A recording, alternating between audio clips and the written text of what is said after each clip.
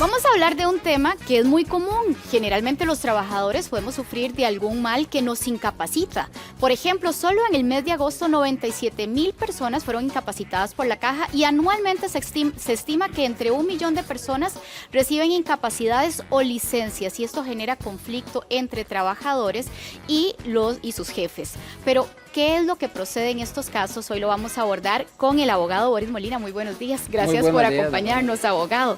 Don Boris, ¿cuánto y cómo se pagan las incapacidades en Costa Rica? Bueno, claro, lo primero que hay que tener muy en cuenta es que una incapacidad es una suspensión del contrato laboral.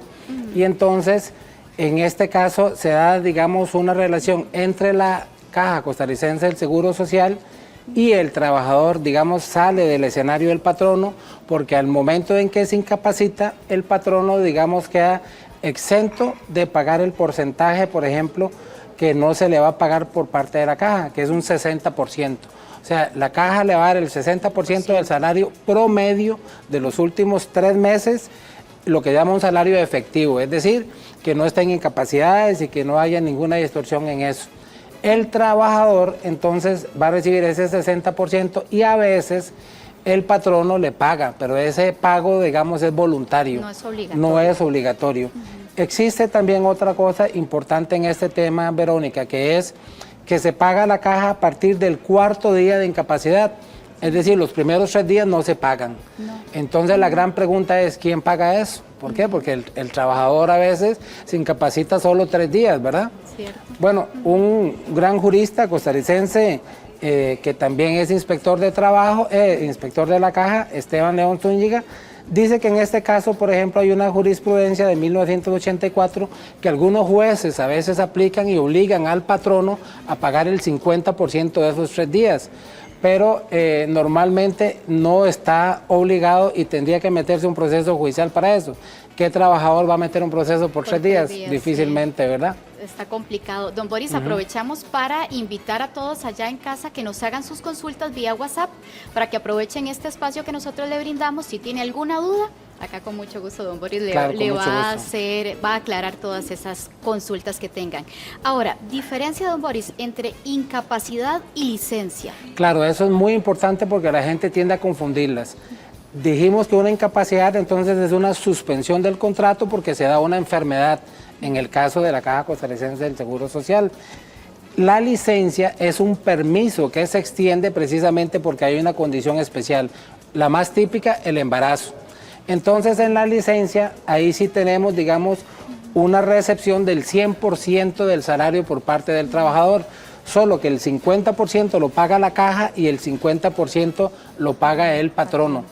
¿Qué es lo que sucede? Que, por ejemplo, en el caso de la incapacidad, el patrono no está obligado no solo a no pagar ese porcentaje extra que hablábamos, sino que tampoco a reportarlo dentro de la planilla, porque como hay una suspensión del contrato, no tiene que reportarlo. En el caso de la licencia sí, está obligado a reportar, tiene que pagar el 50% y algo muy importante, se paga desde el primer día.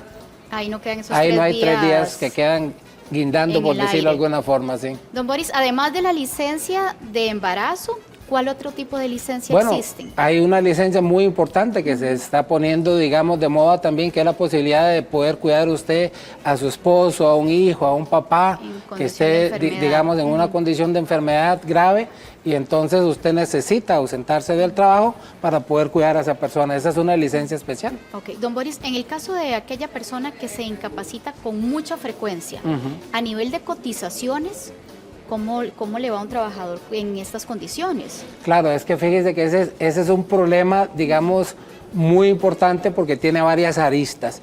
Yo soy un defensor de los derechos humanos y entonces mi respuesta sería inmediatamente que, por ejemplo, en una condición como esa, el trabajador no puede ser despedido porque sería una situación de discriminación en función de la enfermedad. Sin embargo, el Código de Trabajo contempla en el artículo 80 la posibilidad de que si el trabajador se incapacita por más de 3 meses, entonces puede ser despedido siempre y cuando se le liquide, se le paguen todo lo que nosotros conocemos como prestaciones, que es el auxilio de cesantía, el previso y los otros derechos que el trabajador tiene. Escuchen este caso tan interesante porque nos dice una televidente que ella, regresando de su licencia de maternidad, la despiden. que puede hacer en un caso una señora como No, ella. en el caso de la licencia de maternidad, que ya está claramente determinado, que es no solo tiene una protección directa del Código de Trabajo, sino de toda la doctrina y la jurisprudencia internacional de los derechos humanos. Entonces me parece que ese sería el típico despido discriminatorio, que definitivamente podría pedir la reinstalación inmediata y todo sin ningún problema. El patrono que hace eso definitivamente no conoce ni la legislación, ni los derechos humanos, ni los derechos fundamentales de las personas. Tenemos otra consulta de un televidente que nos dice que si las incapacidades pueden afectar las vacaciones. Bueno, realmente van a afectar el tema del cálculo del promedio salarial, porque como dijimos, el patrono no está obligado a meterlo dentro de la planilla.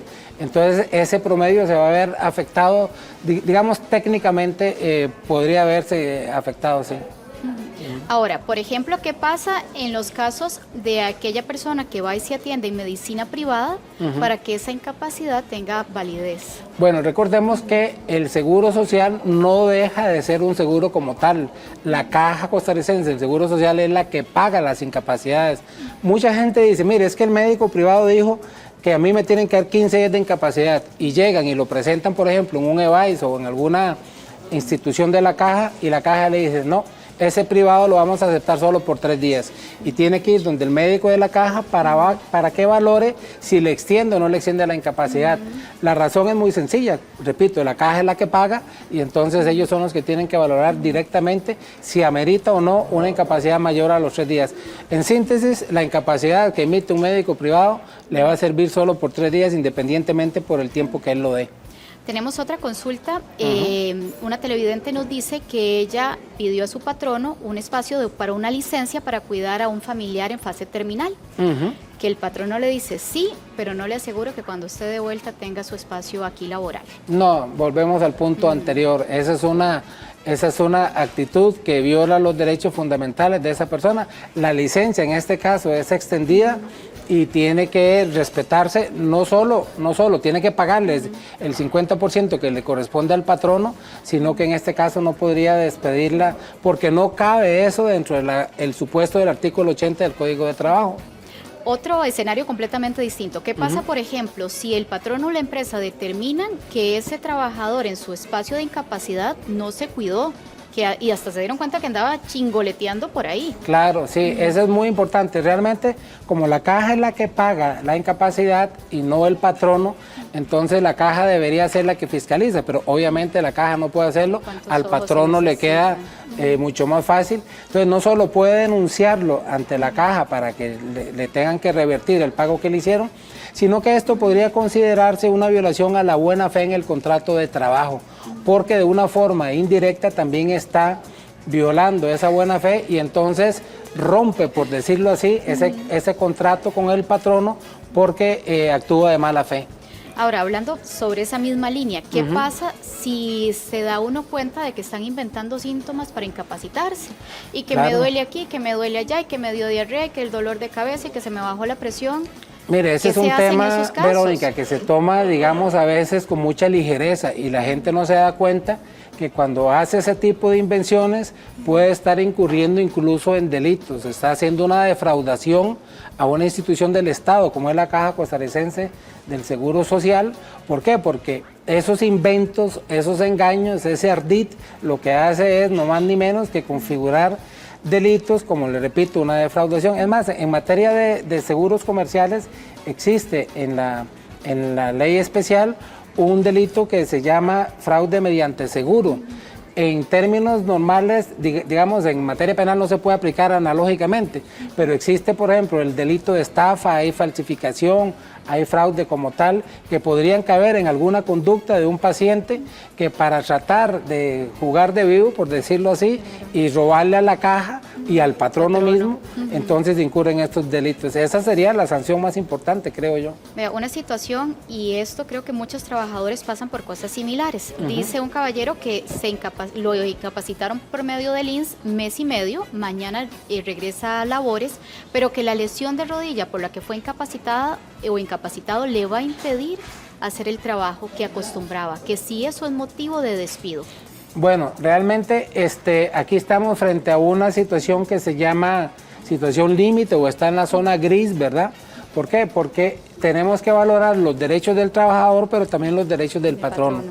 El patrono contrata a una persona para una labor específica y si esa persona, digamos, ya no va a poder seguir garantizándole que va a hacer ese trabajo, tampoco podemos obligar al patrono a que lo haga. Creo que el artículo 79 y el 80 del Código de Trabajo podrían dar una solución en ese sentido, para que se le liquide completamente a ese trabajador, porque efectivamente ya no va a poder ser funcional, por decirlo así, para el patrono.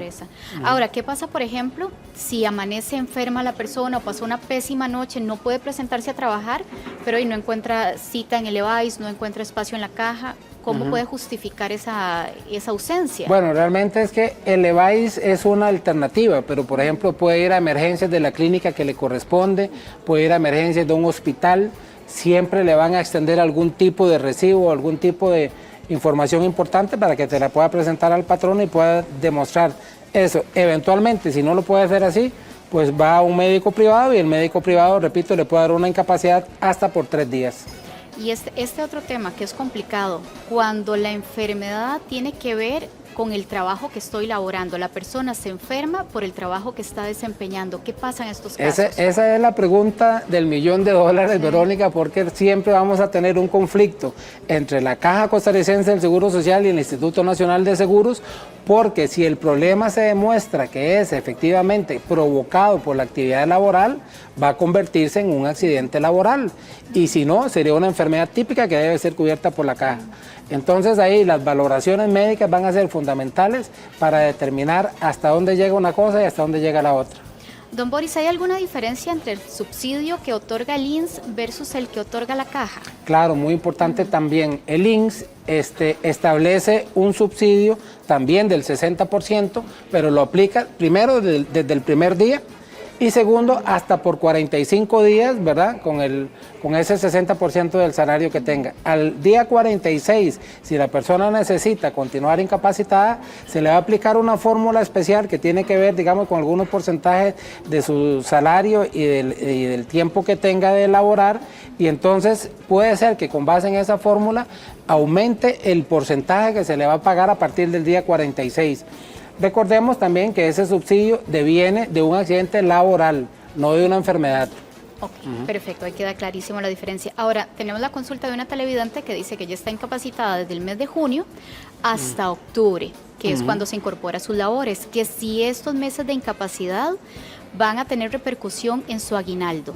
En el aguinaldo definitivamente que sí. Sí, claro que sí. ¿Se le baja porcentualmente? Sí, claro, porque recordemos que el aguinaldo es un promedio de todos los salarios del año, y en este caso, como el patrono no está obligado a reportarlo, tampoco está obligado a pagarle a esta persona con base en un salario que no tuvo que dar. Y esto sucede, Verónica, para que la gente lo tenga bien claro, porque la incapacidad suspende el contrato laboral. Entonces, al suspenderse, los derechos del trabajador y los derechos del patrono cambian, por decirlo de alguna forma. Y ya ahí no hay nada que hacer, entonces. No, esa es una de las consecuencias prácticas, digamos, de esta situación, porque no podríamos endosarle al patrono la responsabilidad sobre esto también. Claro. Don Boris, ¿hay algún otro factor que pueda afectar nuestro aguinaldo? En este caso, directamente por un tema de enfermedad, no. No, eso sería nada más la incapacidad que baja porque no me van a reportar. Me parece que sí. Muy bien. Don Boris, le agradecemos mucho su tiempo, su colaboración y ayudarnos tan amablemente a evacuar todas las dudas de nuestros televidentes. Muy amable. Que tenga un excelente día. Igual.